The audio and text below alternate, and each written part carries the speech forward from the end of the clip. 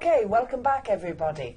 Now it's with great pleasure that I introduce our second speaker, EOIN Higgins. Hello. EOIN is a teacher, he is a materials writer, he is an editor, and he is also the author of the new Macmillan course for Bachillerato, Prospects. Prospects, yes. And EOIN is going to talk to us today about how to engage students to write. So, very, very welcome. Thank you. Thanks, Louise. So, a couple of months ago, I went to a class observation, and it was a great lesson. It was for second of Bachillerato. It was a great lesson about happiness, and the teacher did a lovely lesson with a video of a song and the whole thing. And then just at the end, when students were beginning to get a bit restless, she threw in the writing exercise, and so it was, she just read the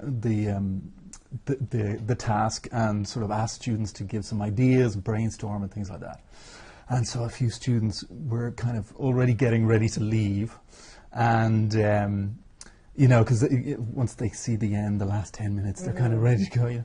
And so she got a few ideas and wrote them up on the board, and that was it. Off they go. And I thought, what will they get from that? What result will the teacher get? Which is the crucial thing, because as we know, correcting homework can be a bit of a drag sometimes. Yes. Right? We all know that. And I thought, the more you prepare things, the better result you get. So this is about starting students a little bit higher up the ladder, so that the results that we get when we sit down to correct students' homework is going to be better. And it makes the whole thing a lot easier, I hope. For both. For both, yes. For both students and for teachers. Yeah, exactly. Yes. So, so let's look a little bit, just have a few sort of general points about writing. Obviously, our students have to learn how to write, of course, and especially if they're doing exams. The selectividad, obviously, it's a major part of the selectividad exams, and it's also 20% of a Cambridge exam, for example, as well. So our students have to learn how to write, and very often, unfortunately, the lengua teachers don't necessarily go through these things with them. So our students don't necessarily know how to write an essay, or how to write a good letter, or how to write a review, or et cetera, et cetera. And so, so it kind of falls on us to teach them and to go through all these genres with them. The curriculum is set, so there isn't a lot of variety, and that can be a good thing and a bad thing. It's a bad thing because, well, some of the tasks aren't necessarily tremendously exciting. But we can also give them nice, writing storms and creative writing activities and things like that. The good thing is that there's only a limited number of things that we have to teach them how to write. And it's not that tremendously difficult, I think. There's we'll see them later. But of course, of the four skills, listening, reading, writing and speaking, writing is the one, I think, that just requires a little bit more setup. It just requires a bit more preparation, and hopefully the process that I'm going to show you today will help to engage the students in that process, learn that process and apply it every time, so that we get better results all the time. So here's a question for you. The question is, how often do you, as a teacher, try doing the writing tasks that are set in the course books that you use, or the exams that you prepare your students for, that be that selectividad or another exam like Cambridge or Trinity? How often do you actually try to do the writing tasks? Okay, so this is a poll, as we saw in Sky's talk, a poll, the question, and there are options for answers. So please choose the correct option for you, always, often, sometimes, never. And we'll just give you a couple of seconds to do that. The percentages are coming in. changing a little bit because Changing, obviously yes. up and down a little bit. If I think of my own teaching experience, how often I tried to do the writing tasks set in the course books, it depended. If Yeah. I was teaching an exam class, Right. I would use them Yeah. more. And if I wasn't, perhaps less, I think. I think sometimes it's a question of time as well. It is a we're question, we're yes. we're so Exactly. inundated, so Overloaded busy, and then you think, well, because you're doing it really just for Yes. yourself. I mean, you're kind of doing it just to Yes. find out what it's like. So it's- Exactly. So we've got more or less 40% are saying sometimes, 34% are saying often. That's actually it's going up. That's That's good. quite Yeah, that's high, very good. isn't Very it? good. Very applied. Always about 12%. It's going up and down a little bit, and never about 13%. So there's a majority in the often and sometimes Good. categories. Yes. Yeah. And I think we should. I think I think we have to understand what we're putting our students through. I suppose, if you want to put it that way. I think we should sit down and do them. I mean, I don't always do them.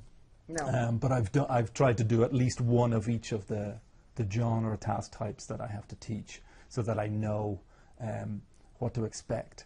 And of course, then you have to think about, as you're doing it, then you have to think about what sort of things, what sort of problems are you having, because they're probably the same problems that your students are having, except maybe on a higher level.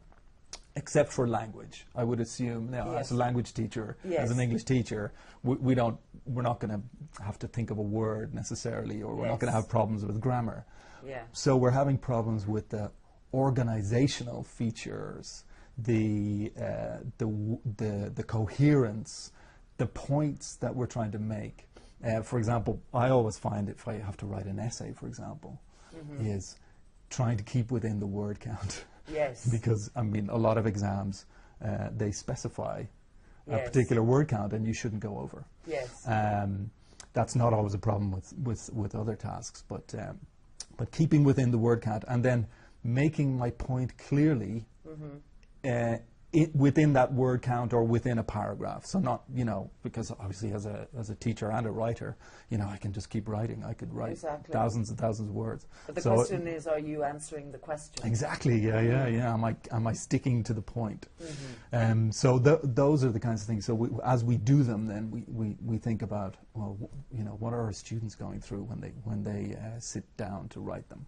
And I think it's a very, very useful activity, and I would recommend that you do it as often as possible. So let's have a look now at some task types. So we have a couple here from last year's selectividad, PAO, EBAO, whatever. We're not sure what to call it these days now, because it's changing. But anyway, so the university access exam, shall we say. And so we have two here. Sometimes when we look at these tasks, they're not crystal clear what it is. And here, for example, in Murcia, they make it very clear. They say opinion. Okay, so we want your opinion.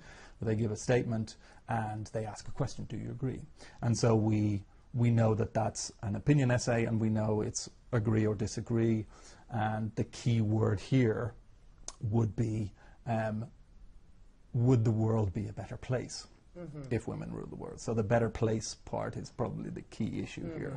And I think it's really useful to analyze the task very carefully before we start asking students to come up with ideas. Yes. And I think it's something that we often skip. We kind of tend to just, well, it's a simple question. They know what it means. They should be able to do, right? Yes. But I think it's important to make sure that we're focusing the students on exactly what they're supposed to be writing about.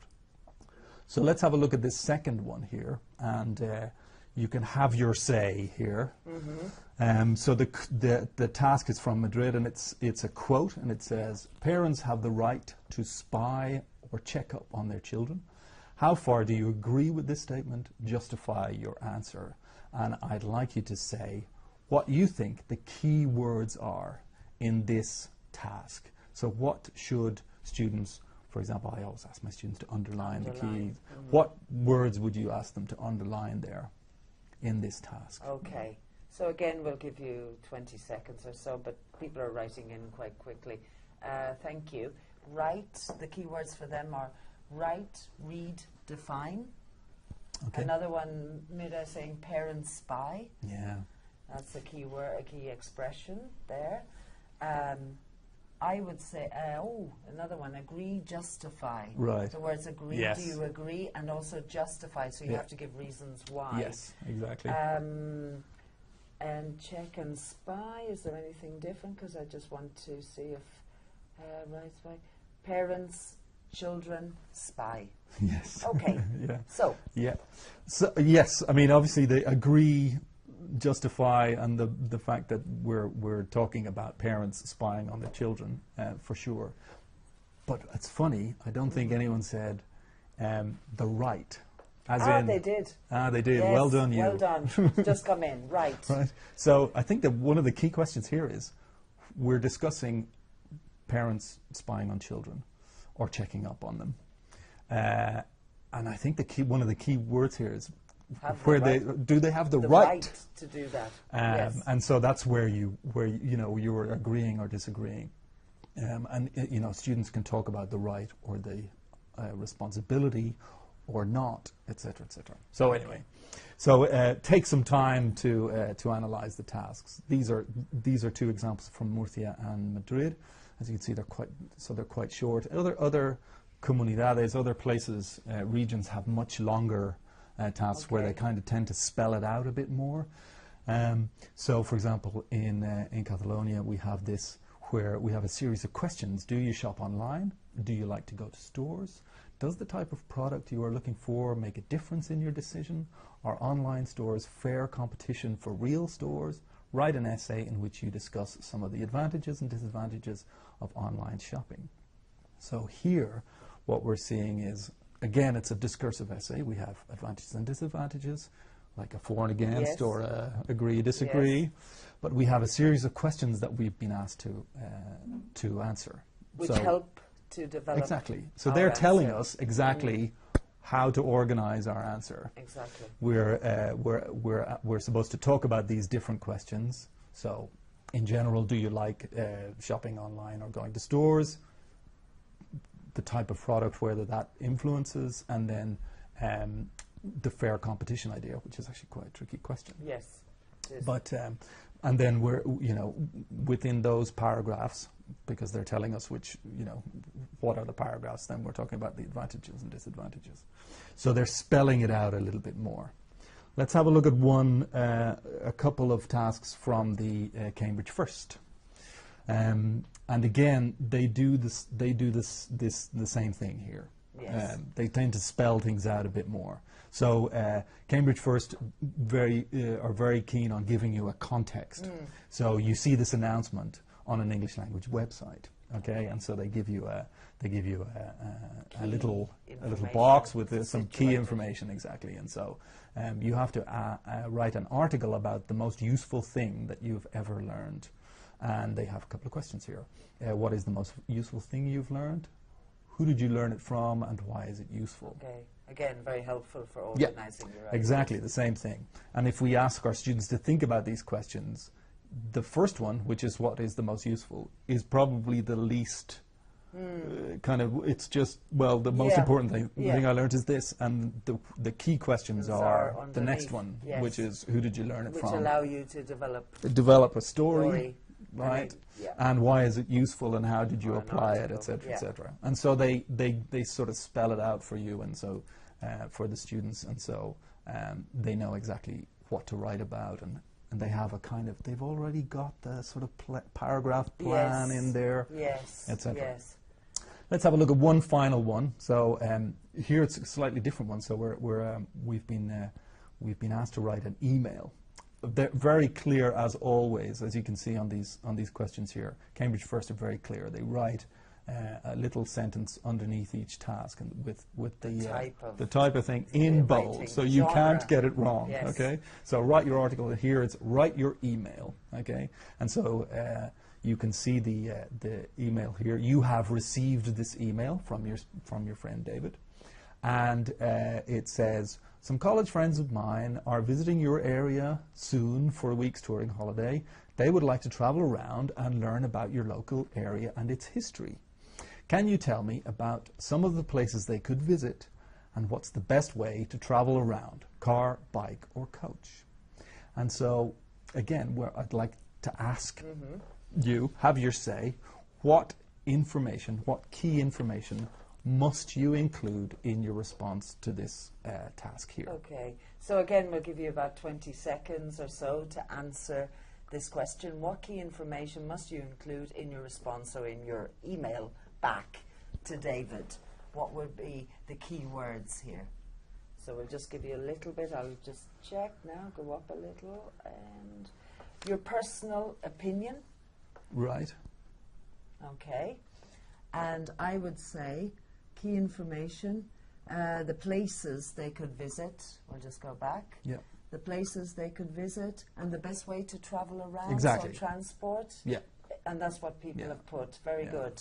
Yeah. So we're getting the idea. Yeah. So because the person, your friend David, isn't asking about the history of a local area, thankfully, no, because that might be a bit tricky. Tourist guide. Exactly. So they're just asking some very general information. So those two questions are giving the students an idea, and taking this time to analyze the task and make sure that everyone's on the same page and that everyone knows exactly what to write about. It's just worth spending that little amount of time at the beginning just to analyze the task before you go on. Okay. So again, here I'm not going to say much, right? Okay. So this is from Prospect Students Book 1, and we have this task which is write a for and against essay. So we're very clear about what we want, and the topic is too much money is spent on schools and universities. So we have this task that we want to present to our students. How would we start? How would we start as teachers now? As teachers. In the lesson. In the lesson. Right. Okay? Not start the essay, no, but start the lesson in order to get them ready. Exactly. Yeah. So where would you, we'd like you to answer this question. How would you start? And so we might think about, I don't know, brainstorming ideas. Right. Possibly. Yeah. But what you've just said, now I'm not trying to tell you what to write, but what you've been discussing would probably be important. Yeah. So let's see. I'll just go up a little bit and see if any answers? Yes, some people say brainstorming, right? As Mida is saying as me. Okay. And yes, another person is saying underline the key words in the for and against essay. So too much money. Yeah. Too much. Too much. Too much in particular. Yeah. So spending this little bit of time. Yes. Yeah. And also schools and universities, because the money we need where. Okay. Exactly. Yeah. So where we're spending that money. Yes. Yeah. But I think that the key, the key here, for example, in this task is that too much money. Obviously, the topic is education, schools and universities, but the key word here is are we spending too much money? So start by analyzing the statement. It's for and against. So now we have to say it's kind of are you for this idea? Do you agree? Is it too much money? If you're against, if you don't agree, then you're saying it's not enough money. And so we're asking our students to look at those issues. Then we can also ask them another, a series of questions after that. So, for example, here are a couple of questions that we can just write on the board or put up on the screen. And I do this every time. Yes. Every time we have to. I set a writing task. I put up these questions and more. There are a few more on the handout for you. So, for example, what genre are you being asked to write? Right. Yes. I mean, in Cambridge exams, for example, it's always very clear. Right? Yeah, exactly. Yeah. But with other exams like the selectividad, it's not necessarily. No. And so the students have to pause and think about what kind of essay is it. Mm-hmm. Is it a opinion? Is it a for or against? Is it Yes. advantage, disadvantages? Yes. They all more or less have the same format, Yes. but you know, but there are different kinds of essays within the essay Yes. genre. Who's going to read it? Which could be relevant in some cases, particularly in Cambridge exams. You know, if you have to write an email to your friend David, then you are writing to your friend David, and you are assuming that your friend David is going to read the email. The article will be read by people who read articles on this website, etc. So, for Cambridge exams, for example, that aspect is very important. Very important. Who is going to read it? Because of course, if you ask your students that question, they'll just go, For you. which is true, but they have to keep in mind the reader as they're writing. Okay, so what information are you expected to include, and that will come out of our initial task analysis, and then if it's relevant, how many words are you expected to write? Yes. Which in some cases is very important, as I said, for example, in Cambridge exams. Exactly. It is very important. In some comunidades, in the selectividad, As they don't well. specify. And other they don't, do. And others Yeah, they do. or they specify a minimum, for example. Yes. So, Okay. and then as I said, there are a few more questions on the handout. So, take a moment, analyze the task, and then ask them to think about some key questions to do with why and who and what and where, etc., etc. So the process that I'm introducing looks like this, and so we have this first square, which we've just done, which is the task analysis, and then we get into the following steps. Now, the parts in green at the beginning will be things that we can do in class. So, and we can, that's what I'm talking about tonight, is engaging our students within this process. And then normally, the parts in blue, students will be doing those at home.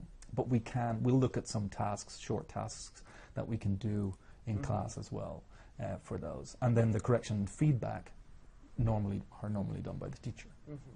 And I think it's important to look at this and even spell it out for students. Yes. This whole thing, because we want them to go through these steps every time, so that when they do eventually go into the exam and sit down and they have to write an essay in the first part of the Cambridge first certificate or their selective exam or whatever exam they're doing, they know all the steps that they need to take in order to write a good essay and show the best work that they can. And although this takes time, and we have large classes, and there's a lot of demands on the curriculum and on our time, nevertheless, if intensive, not necessarily all together, but intensive at different times, and regular, then that's going to have a really positive effect in the long run, isn't it? On the result that you get at the end. On the results you get, yes, and then exactly. also on their capacity to communicate through the written form. When, for example, they leave school and they go to university, or they join the workforce where, you know, these basic skills are required. That's right, exactly, yeah. Because, I mean, of all the skills, of all the 4 skills, writing requires this careful preparation. Yes. And writing is something that they will do for the rest of their lives, probably. They'll be writing emails, they'll be writing reports, they'll be writing whatever it is. Whatever new form comes along beyond the email and WhatsApp, but it will continue. Yeah. And so they need to do this. So, you know, it's that thing, even, you know, silly things like when you write a post on Facebook or on Twitter, whatever it is, whatever social media you use, there's always one person who spots your spelling mistake, you know, because you didn't do the draft, redraft, revise part, right, for example. Okay. So we're in class, the green parts, the teacher does the correcting and feedback, and usually at home we do the draft, revise, redraft, because we're requiring a bit of time from them, and so we don't normally do writing class, but we can do some tasks. But we want them to follow this process every time, or at least most of it, shall we say. So let's get going then. Once we've analysed the task and we know that students know what to do, we get them thinking of ideas. Okay. So the and people mentioned that about yes, brainstorming. Exactly. Yes. I don't think it's necessarily the first step. No. I think it's a little bit, we need to just pause a little bit and look at the task and make sure that students, everyone knows exactly what they have to write. Yes. Because I've had students present a letter when they were supposed to write a report. Yes, and I think for example. So it's happened to all of us. Yes. Right? So the thinking brainstorming, for me it always works best if you ask each student to think of an idea on their own. Okay. Because it can be distracting when everyone's trying to think of ideas, and for certain students there will always be more vocal students in your class, and the other students who aren't so vocal will always just kind of let them do it. You know, they'll just kind of let they'll follow the good ones. Yes, you know, they'll just sit there and say, okay, you know. Whereas if you oblige every student to come up with at least one idea for each side of the argument, for example, if it's an essay, or in our letter, the best way to travel around, or something like that, and why, then we have a much better engagement, because students have thought of their own ideas, and so we get them working on their own and say, come up with one idea for each part. Then we put them together and we ask them to share their ideas, so we're building it up, and we can ask them to evaluate the ideas then, and then we'll ask them to share them with the rest of the class, okay? And we can introduce, which I quite like doing, we can introduce a sort of competitive element here, where I use the board, and I say, okay, only the good ideas will go on the board. Okay.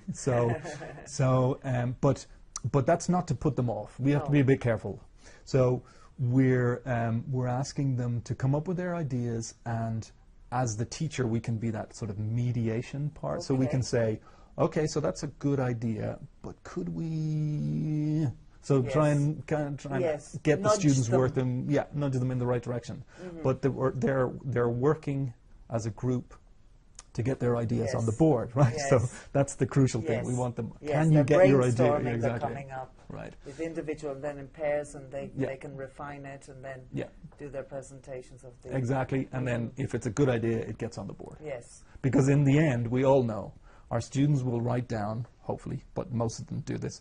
They will write down whatever they see on the board. Yes. Right. Yes. So when they go home, because they go home to write this, what they have written down is what was on the board, and they're the best ideas. Yes, yes. So they're all going away winning with them. It might come up with, it might result in we're reading more or less the same ideas every time, but at least we know they've all got the right idea, and so we're all on the same page, that idea there. Okay?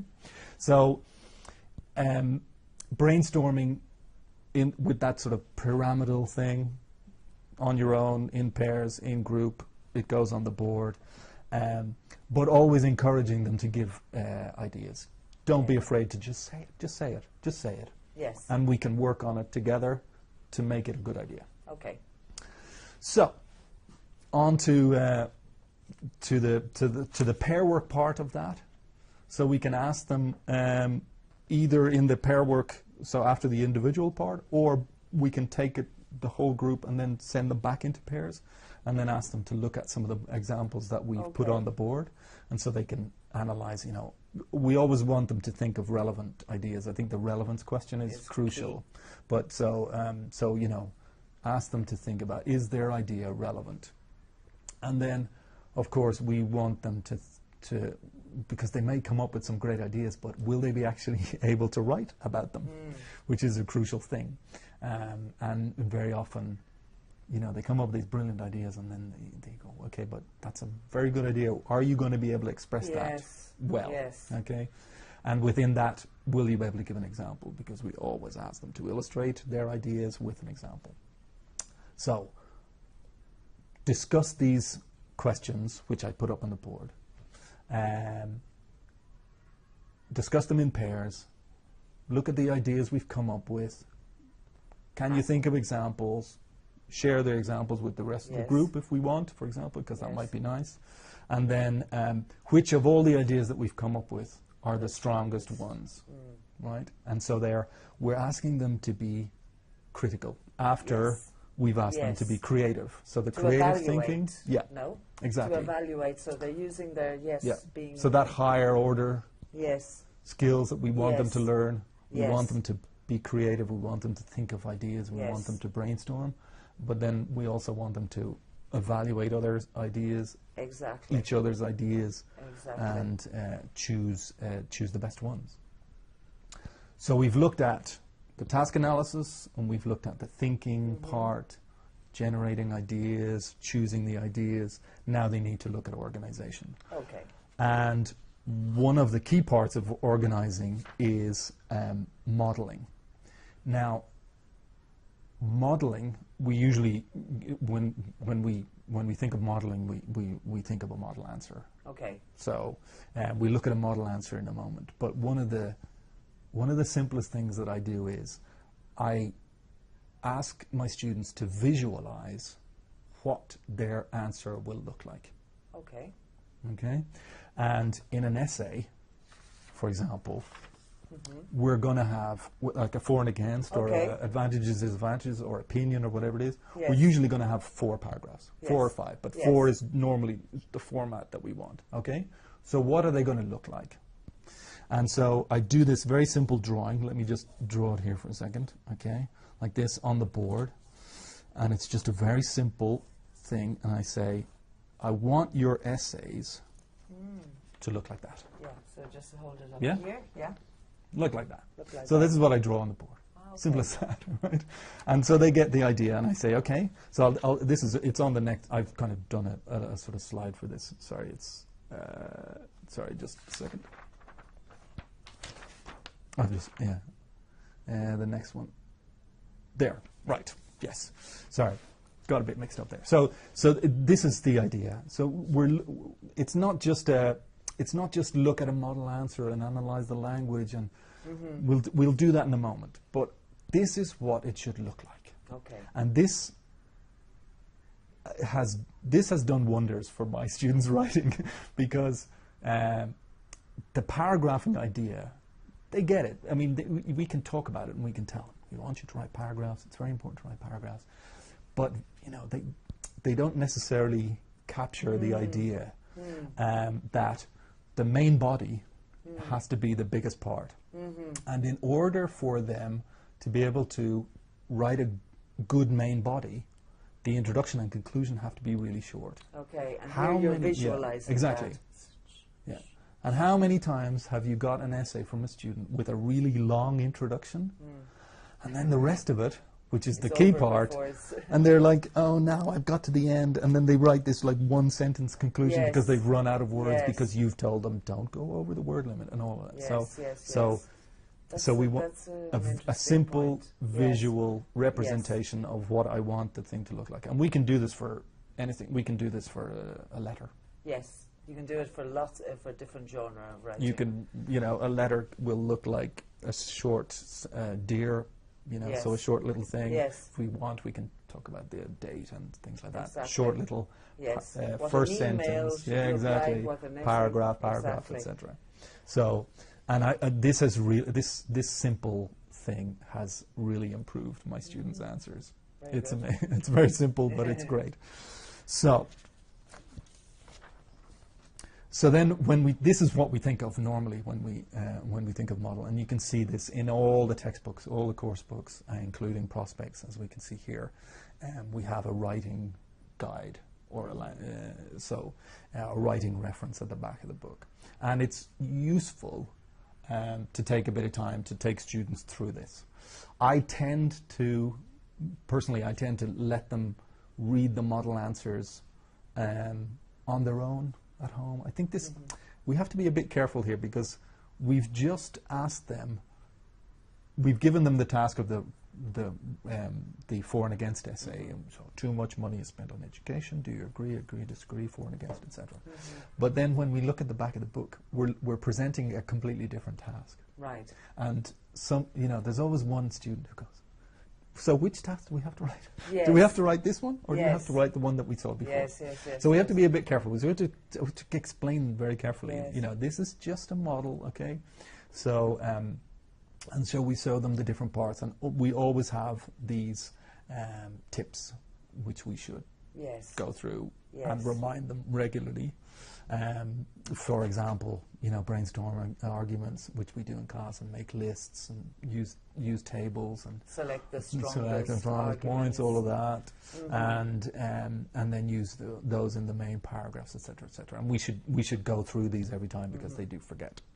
And then we also always present so the model with you know, start your writing with this. This is the first paragraph.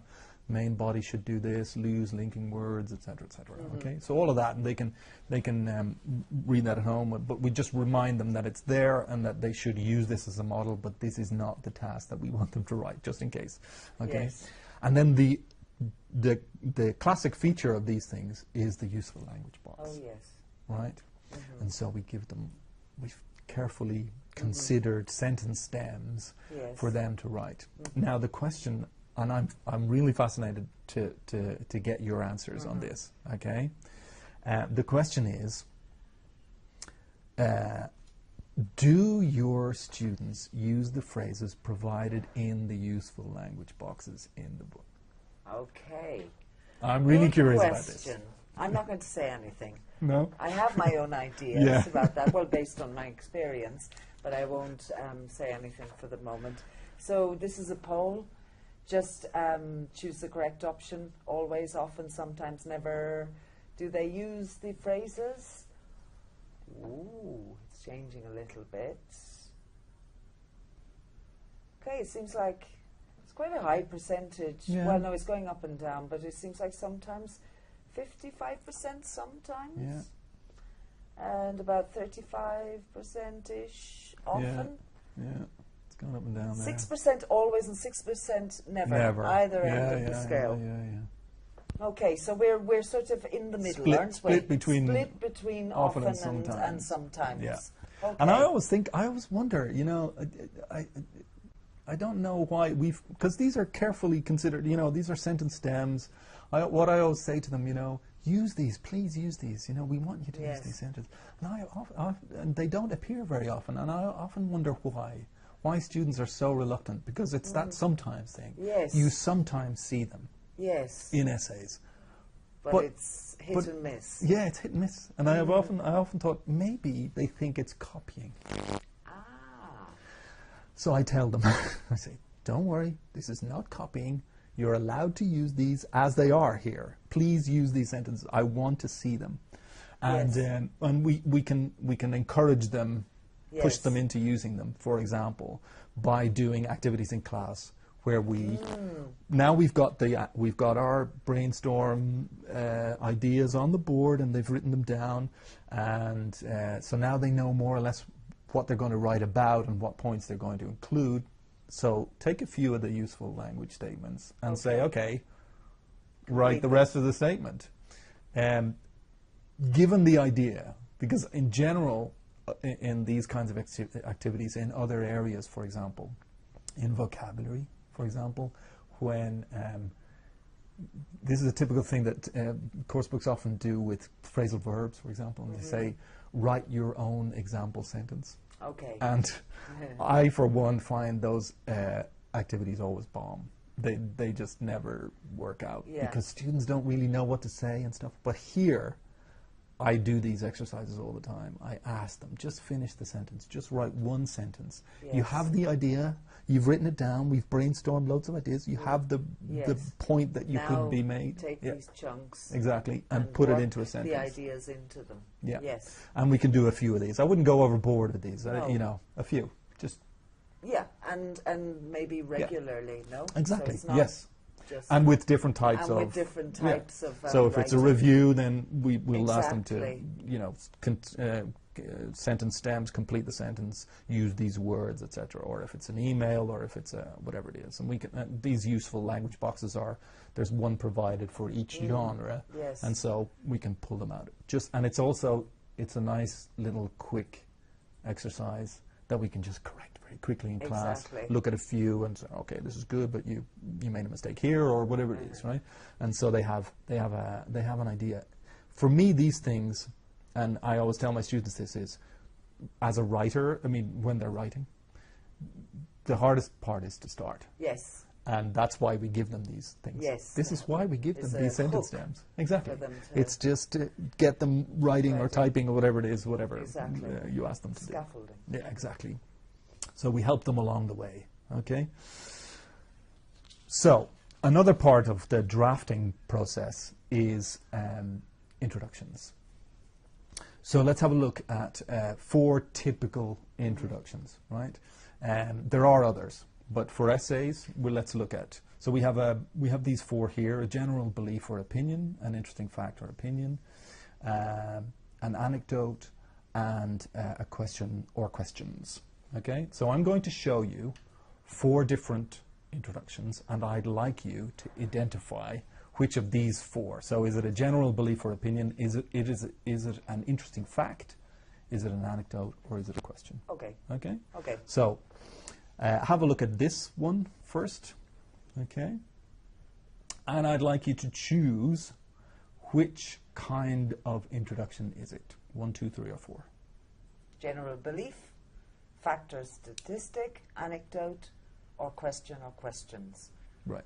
And the text is practice introductions. It is estimated that every student in higher education costs the state a little over €6,000 a year, and schoolgoers cost €8,500. So it seems like everybody is agreeing on the. Right. It's a fact or statistic. It is a fact, We see and it is a numbers. real fact. I did actually look this up. Okay, Okay. so as you can see, the sources are there. Okay. So it's also interesting to see. Okay. I often tell my students they can make these things up.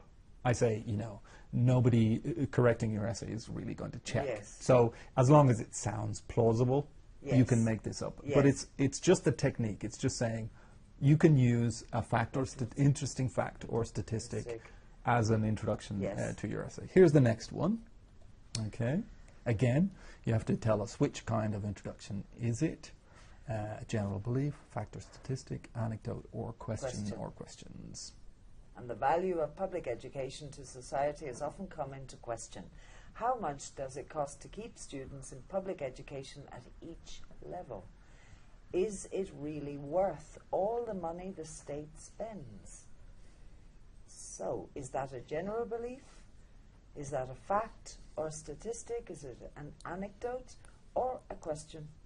And everybody seems to be agreeing, well, more or less, majority questions. Yes, questions. Yes. Yeah. Yeah. So we have a sort of introductory statement, but then the main bulk of the paragraph Is a series of questions. And this is a classic introduction. It's a standard introduction. Ask a couple of questions, and if we want to teach our students to do this, we can revise question structure just in case, because just in case, just in case we want. But it's a classic introduction to an essay. Ask a series of questions, which we are then going to answer Yes. later on. Okay, here's the third one. Again, In general, most people would agree that an education is almost essential nowadays. In order to get a well-paid job, you need to finish school and get a degree. However, public education puts an enormous burden on the state. So which is it? Some people are saying it's a fact or a statistic, and others are saying question, and others saying a general belief. I know Right. it's going up on general belief, right. General belief. yeah. Okay. And again, starting with that kind of in general, most people would agree that that's a sentence stem that we can Yes. just give them. We can just say, Yes. okay, please start your essays like this. Come in with some general belief. A supporting statement like, in order to get a well-paid job, you need to finish school and get a degree, and then a contrasting statement. And Yes. we can almost set this kind of introduction Yes. up as a template.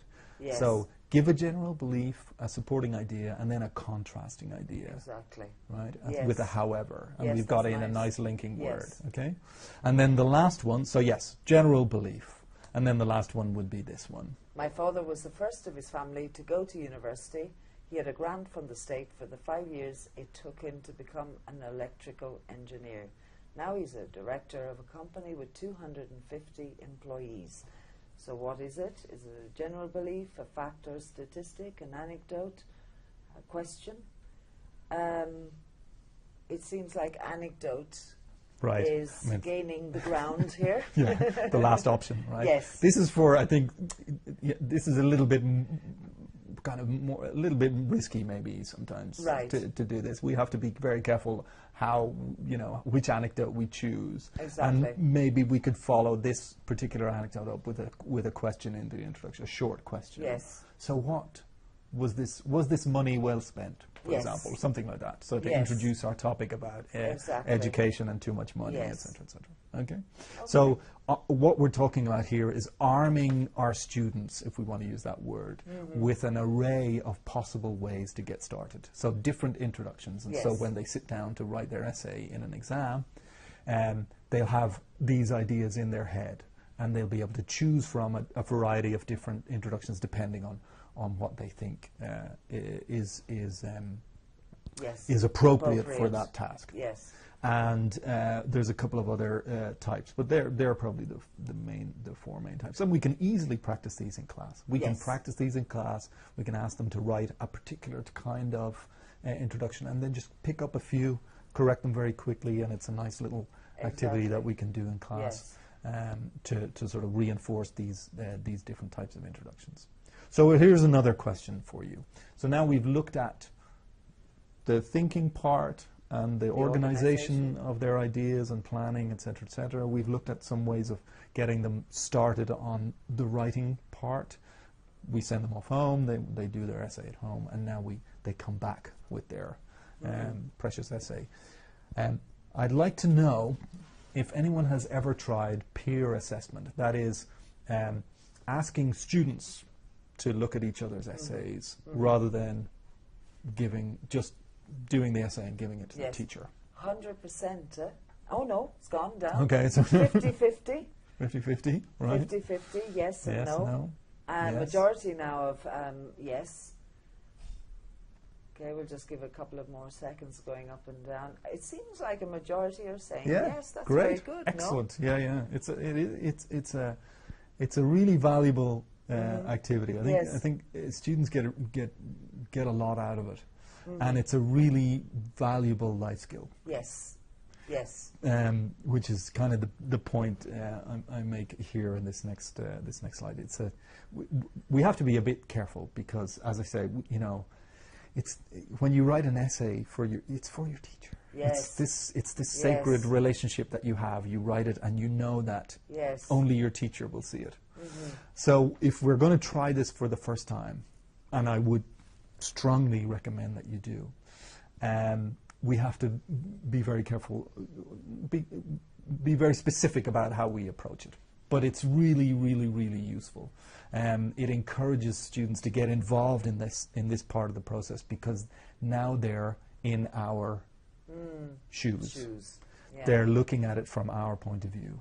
So we're focusing students on the criteria. We're making them critically think about other people's works, and this is a real life skill. This is what I say here. So this is done now in universities and in all companies. You have to evaluate each other, and how to do that tactfully and carefully is a very, very valuable skill. So let's have a look at just a couple of key points to keep in mind here. We have to make sure that the criteria that we're asking our students to use to assess each other is very clear. So we're giving them very, very clear criteria, which we'll look at in a moment. We can, if we want, make it anonymous, so we can ask students to kind of not put their name on it or cover it up or something like that, or between friends if we want to start it off like that. And it should always be positive and constructive. So let's have a look at an activity here we can do. The 3-2-1 activity is a classic peer assessment activity which we can do with students at any age.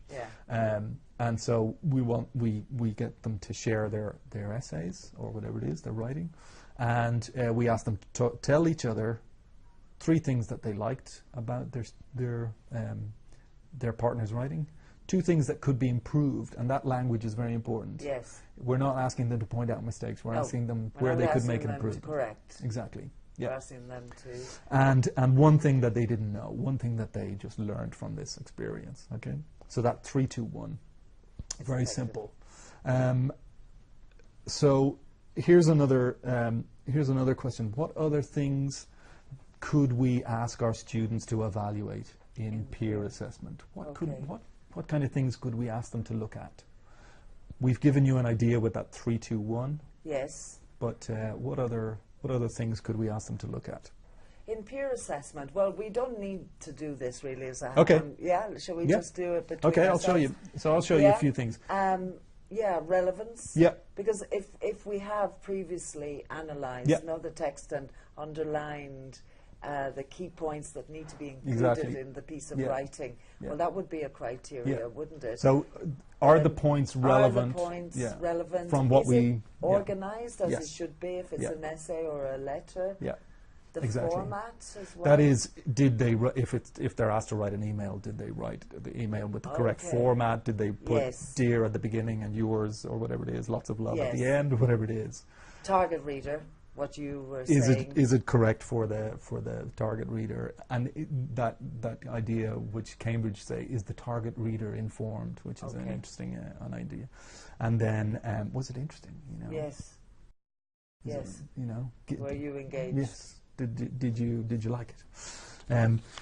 We just to remind you that these Cambridge First assessment criteria, for example, they are online. You can have a look at these at the Cambridge website.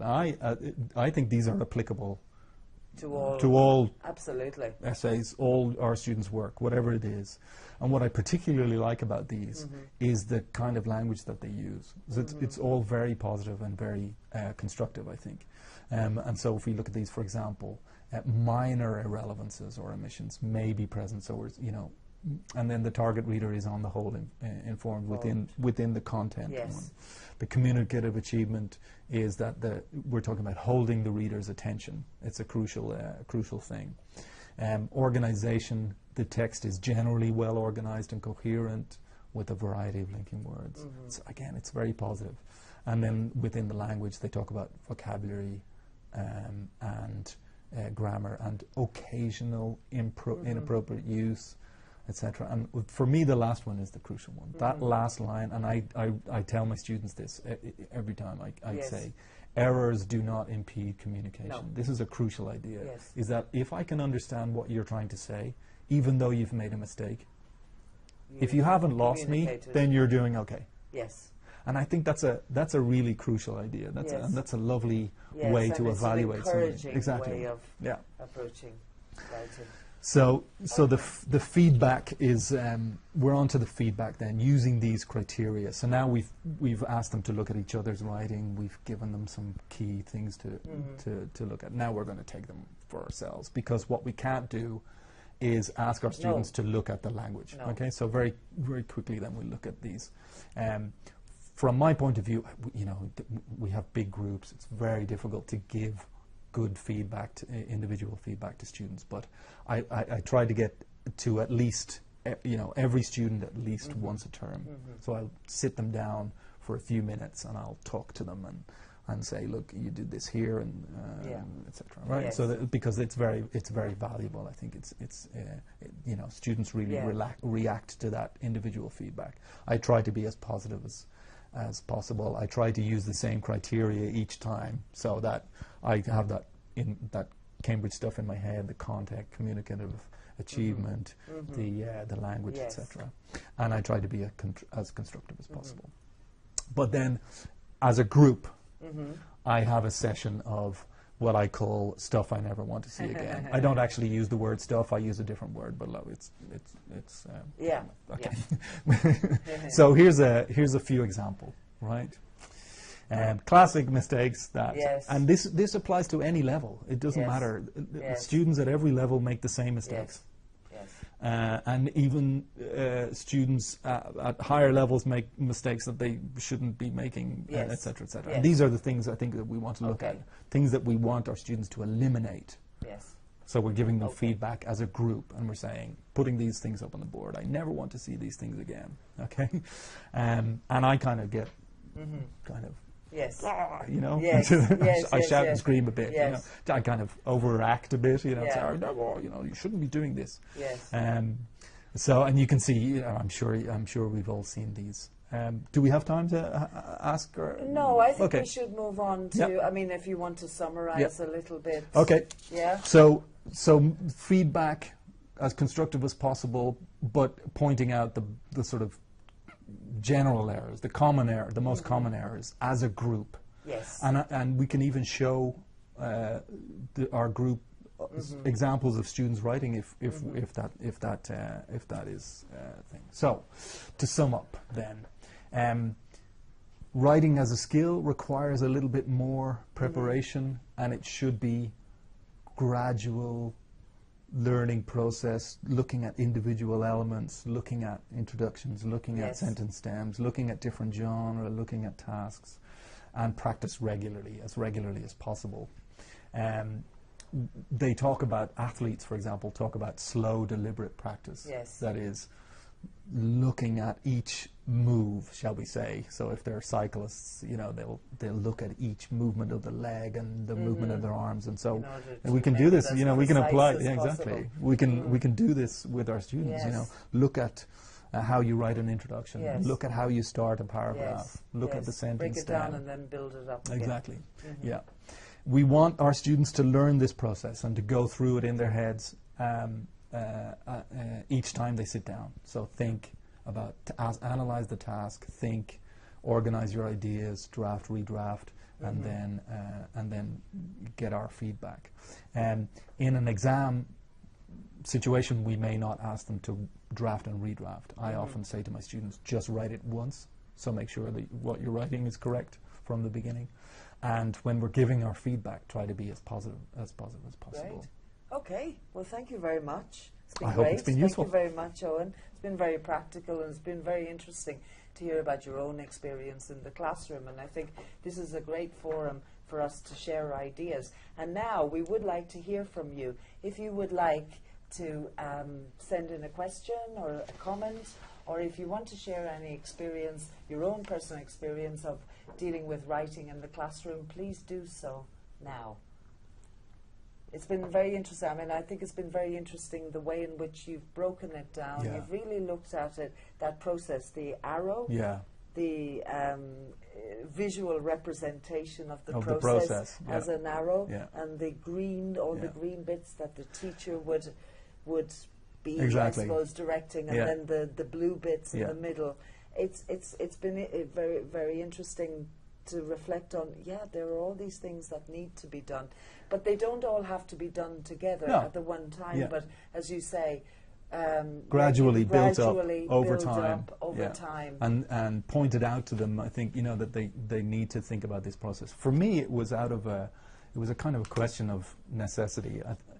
You know, correcting homework is it's no fun. You know, when you get a big pile of essays and you think, oh God, I have to sit down, and it's on your own time kind of thing as well. And you know, I just thought, if I give it a little bit more time in the preparation, the resulting essays that I have to sit down to correct will be better. Yes. And the correction will be less. Exactly. Hair pulling, you know, that kind of idea. One person is asking, could you just repeat what the 1, 2, 3, or 3, 2, 1. 3, 2, 1 activity is? Can you repeat what each number stood for? Yeah, so the peer assessment, 3, 2, 1, that's 3 things that you liked about your partner's essay, 2 things that could be improved. So it's very constructive criticism. And then 1 thing that you didn't know. So 1 thing that you learned from reading your partner's answers, right? Yes. So 3 things that you liked, 2 things that could be improved, and 1 thing that you didn't know. Yes, and there will be a handout. That's on the handout. Yes, and that's on the handout, so you will be able to refer to that later. And yes, there will be a handout, so don't worry about not getting all the ideas. And another, comments, thank you. Maria del Pilar saying thank you. Thank you, Maria. Yes, and thank you very much, been very interesting.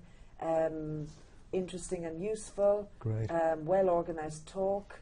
How can you make the students not repeat the same mistakes again and again? Well, gradually. It's very hard. It is hard. But that group work where things I never want to see again, stuff I never want to see again, and I kind of, I can sometimes, if you make it funny and and you say, why do you write these things, and how could you forget the S? Yes. One letter and all that sort of thing. Yes. And that kind of group presentation where you're saying, I never want to see this again, and they'll write these things down, and hopefully you'll build up.